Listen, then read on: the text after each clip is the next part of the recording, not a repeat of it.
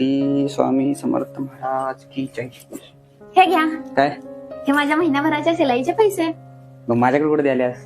तुझ्याकडेच ठेव. तसं पण माझ्या पगारात लवकर तुला काय मला घ्यायला जमत नाही.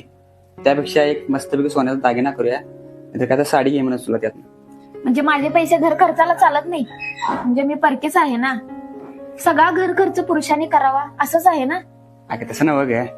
हो तसंच आहे. तुम्ही मला आपली समजतच नाही. तू वेडीस काय?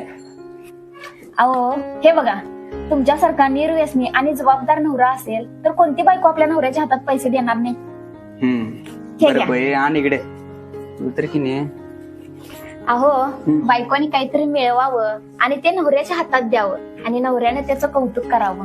ह्यात बायकोचं खूप मोठं समाधान आहे. हो कौतुक आहेच ग. पण काय करूया, तुला ह्याच पैशातनं काहीतरी घेऊया. बघा, जर मी या पैशाची एखादी वस्तू आणली असती तर मी एकटी खुश झाली असती. पण मी हे पैसे तुमच्याकडे दिले आणि त्या पैशाचं तुम्ही मला काहीतरी घेताय, त्यामुळे मी पण खुश आणि तुम्ही पण खुश. गोष्ट एकच, पण समाधान दोघांचं.